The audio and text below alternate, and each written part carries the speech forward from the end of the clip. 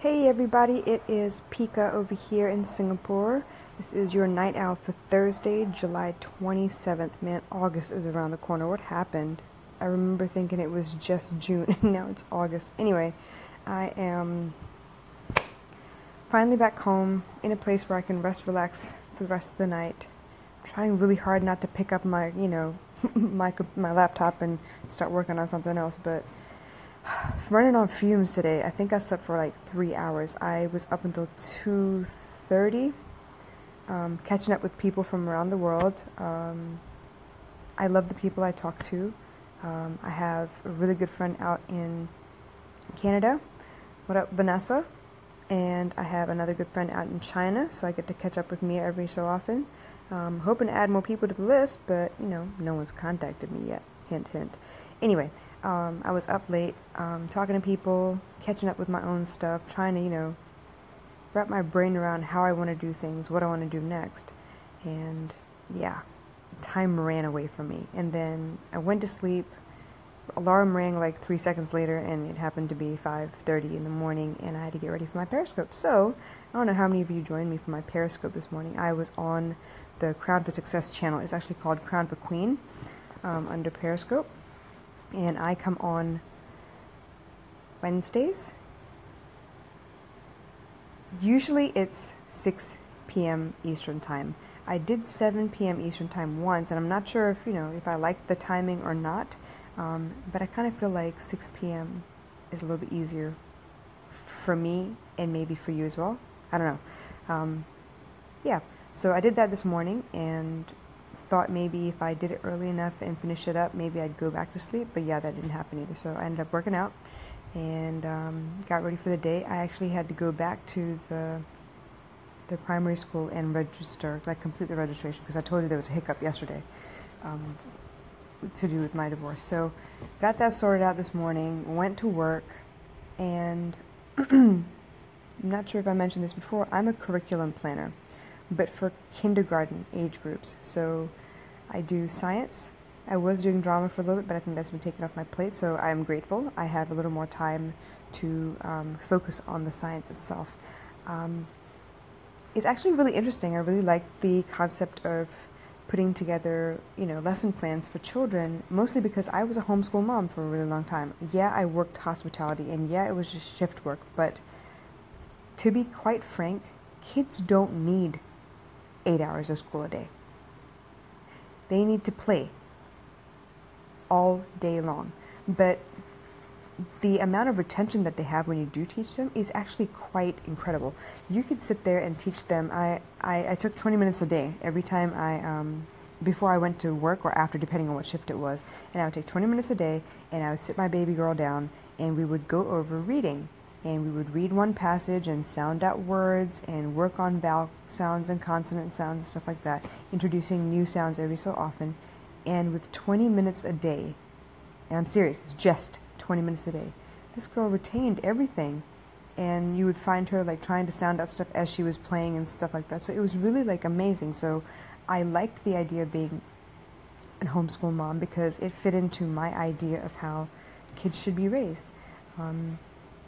I was raised by my grandparents. I'm actually really, really lucky to be able to say that because that kind of knowledge you don't just get anywhere. You need the elders of your family to be around, so you can have knowledge passed down to you and stuff. You don't just read that in a book. It's different when your grandparents say, what, in my day this happened, and this is the way we did things, and you get to pick their brain a little bit. It's pretty deep and very touching to me. So from my perspective, I felt like she should be home. I didn't want to go pawn her off on some random person in a daycare somewhere and have her basically go to work while I went to work as well. I didn't like that concept at all. From the time she was born till this April, she's been with me. She has not been out of my sight. There were a couple times where I did have to put her in daycare for a little bit, but that didn't last very long, mostly because I have separation anxiety. And the other thing is I didn't feel like it was really serving her. So yeah, it kind of just worked out that way. So what I found out was having a maid here in in Singapore is like the norm, right? So you have a household, you have someone who lives in the house with you, who cooks and cleans and takes care of the kids or the elderly, whatever the case may be, and that is their whole job. They don't get paid very much, but I mean, considering the price of education here in Singapore, it was the smarter choice for me, because then I don't have to rush and go pick her up. I don't have to rush and do this or that or anything else. There's someone at home taking care of that for me. As with all things,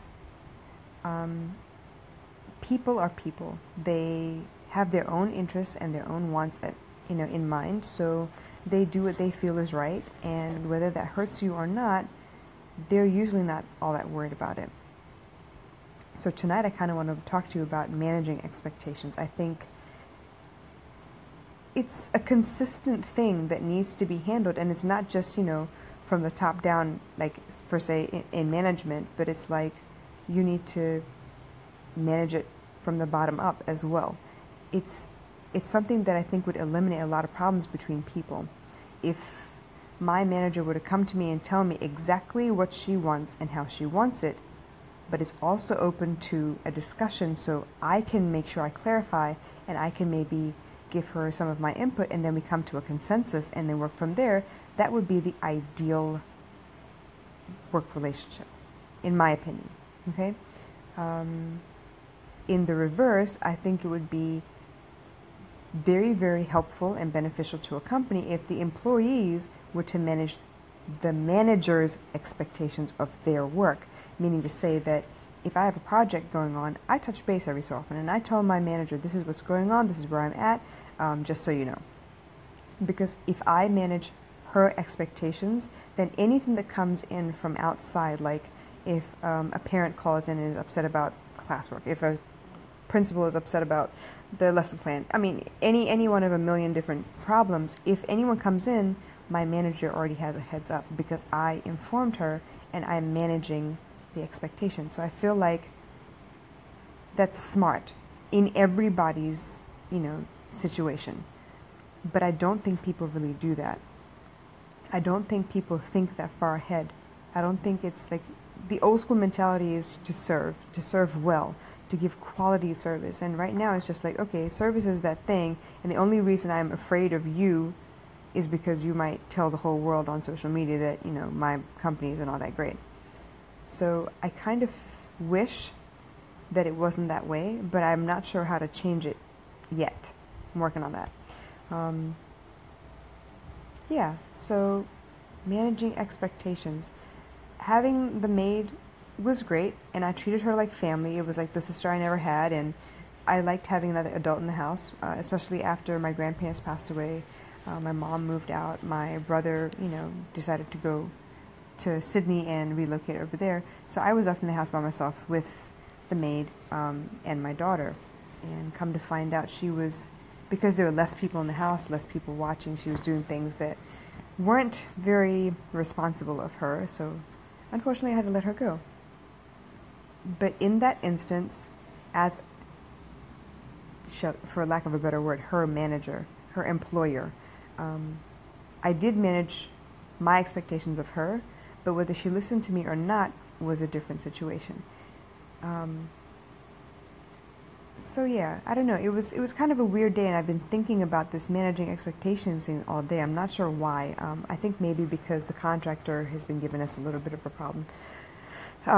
We're not sure whether it's the supplier of all the cabinets or if it's the contractor itself, but we have a hiccup. The hood that we thought we bought, we did not. It was not in the purchase order, and it was not in the receipt, and it's not in the kitchen at the moment. So we had to figure out what happened. And then on top of that, the people who were supposed to come in and set the countertops, from what we understood, it would take like a day. But now it's looking like they have to come in and measure on Monday, and then they have to go back and cut it, and then by Friday of next week, maybe we'll get the kitchen back. So what was looking like a week's worth of work is now looking like 2. So I'm a little annoyed, to say the least, that this is the way it's been happening. But I mean, I can't really do anything about it. I can be annoyed, but it's not going to serve me any good either. So I've got to get over it and see what happens next. Anyway, Back to managing expectations. I really think it's one of those concepts that's really undersold. No one really talks about it. I feel like work would be better if it worked both ways, as in, like, I manage her expectations, she manages my expectations.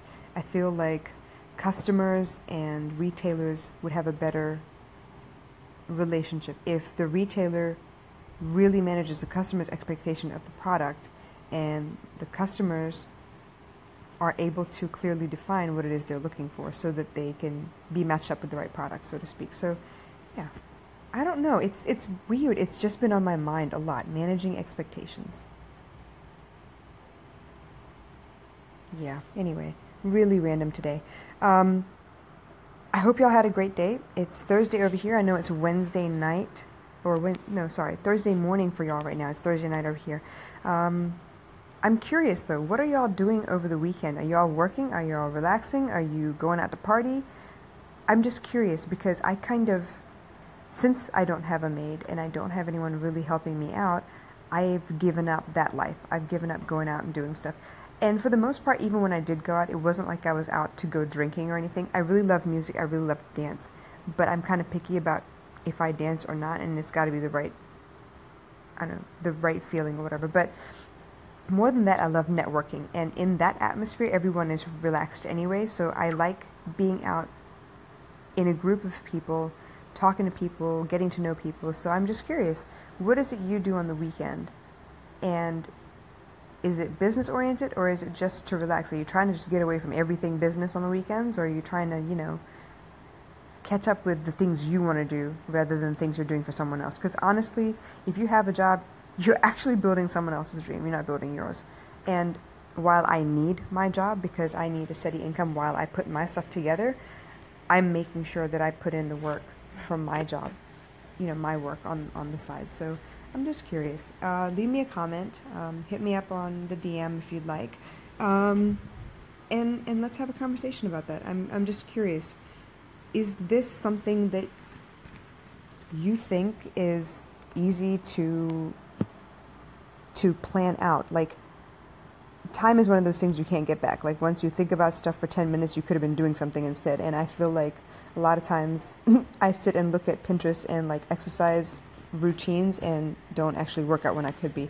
So I'm trying to change that. I'm trying to make better use of my time. And I'm just curious. Weekends are usually, back in college, it was like a break from everything else, right?